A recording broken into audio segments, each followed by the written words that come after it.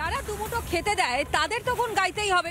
আর সেই কারণের জন্য অনুপ্রবেশকারী এই মর্জিনা বিবিরা তারা পরিষ্কার বলছেন তারা ভোটটা দেন এবং কাদের ভোট দেন? ভোট দেন তৃণমূল কংগ্রেস, অর্থাৎ এই রাজ্যের শাসক দল তৃণমূল কংগ্রেসকে ভোটটা দেন এই সকল অনুপ্রবেশকারীরা। আর এই মুহূর্তে সরাসরি অনুপম আমার সঙ্গে রয়েছে একেবারে সন্দেশখালী চত্বর থেকে। অনুপম, স্পষ্ট অভিযোগ বেশ কয়েকটা উঠে এসেছে, যেই অভিযোগের প্রেক্ষিতে দাঁড়িয়ে যারা অনুপ্রবেশ করেছে তারাও বলছে যে হ্যাঁ তারা এই কাজের সঙ্গে যুক্ত। অর্থাৎ একদিকে যেমন রাজনীতি তারা করছে, অন্যদিকে তারা তৃণমূল কংগ্রেসকে ভোট দিচ্ছে, আর এরই পাশাপাশি সরকারি সমস্ত রকমের সুযোগ সুবিধা তাদেরকে দেওয়া হচ্ছে, অর্থাৎ বাড়তি অ্যাডভান্টেজ পাচ্ছে এই সকল অনুপ্রবেশকারীরা। তুমি যেখানে দাঁড়িয়ে রয়েছো সেখান থেকে কি চাঞ্চল্যকর তথ্য উঠে আসছে, একটু বিস্তারিত জানাও আমাদের।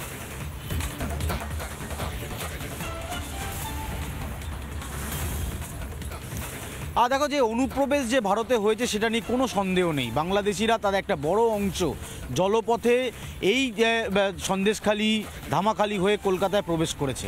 কিন্তু আমাদের প্রশ্ন হচ্ছে যে এরা এলো কোন পথে?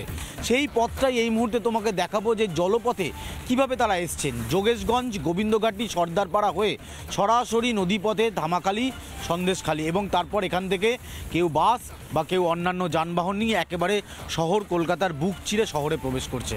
আমার সাথে একজন রয়েছেন, তার সাথে কথা বলবো।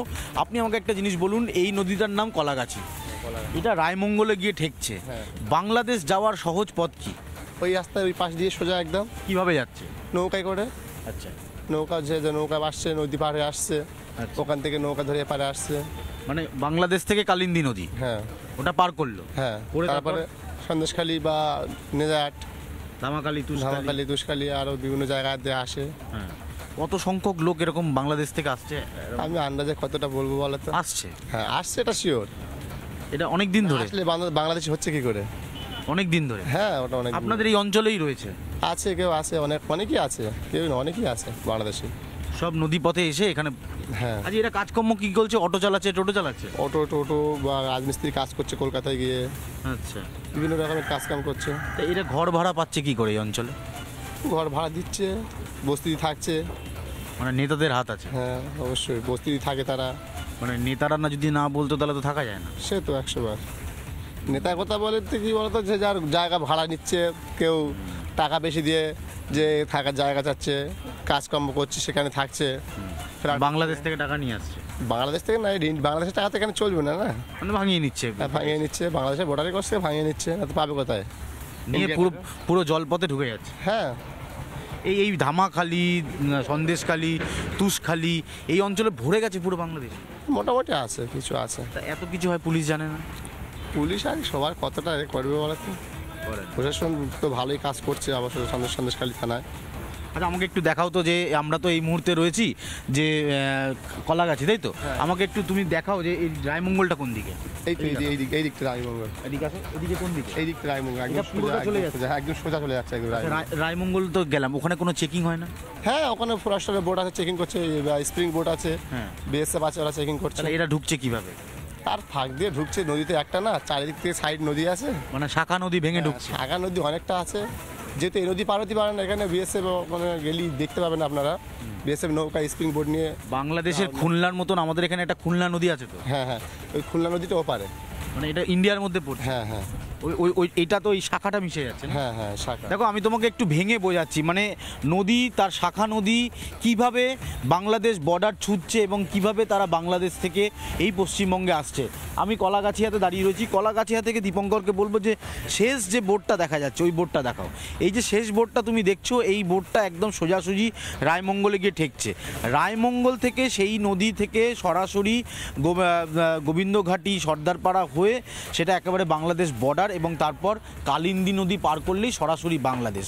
আর যারা অনুপ্রবেশকারী তাদের একটা বড় অংশ এই রায়মঙ্গল, কালিন্দী নদী, সর্দারপাড়া হয়ে তারা এইখানে পৌঁছচ্ছে ধামাখালি, সন্দেশখালীতে। এবং এখান থেকেই যেমন স্থানীয়রা বলছিল, কেউ টোটো চালাচ্ছে, কেউ অটো চালাচ্ছে।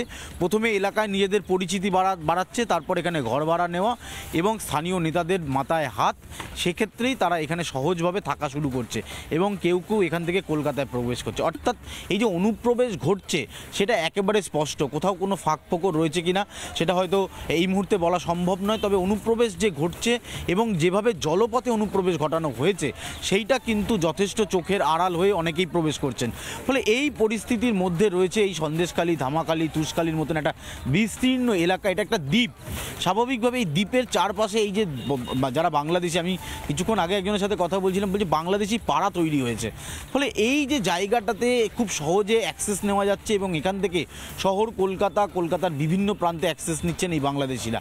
আর এই অঞ্চলে সাধারণ মানুষ বলছে এই বাংলাদেশিদেরকেই আমরা এখান থেকে সরাতে চাইছি, কারণ যে অধিকারটা এই অঞ্চলের বা এ রাজ্যের সাধারণ মানুষের, সাধারণ নাগরিকের, সব থেকে বড় বিষয় অনুপম, যে যারা অনুপ্রবেশ করছে তারা শুধুমাত্র যে আমাদের এই রাজ্যে ঘাঁটি গেড়ে বসে রয়েছে বা বিভিন্ন জায়গায় কাজবাজ করছে তা তো নয়, তারা এমনকি কাজের সন্ধানে ভিন রাজ্যে পর্যন্ত পাড়ি দিচ্ছে, যা সত্যি জাতীয় নিরাপত্তার ক্ষেত্রে প্রশ্নচিহ্ন এবং সুরক্ষা কতটা রয়েছে সেটা নিয়ে প্রশ্ন তুলে দিচ্ছে। আপাতত তোমাকে ধন্যবাদ জানাই। নানা ধরনের কন্টেন্ট দেখার জন্য লাইক করুন, শেয়ার করুন আমাদের ফেসবুক পেজ, সাবস্ক্রাইব করুন আমাদের ইউটিউব চ্যানেল।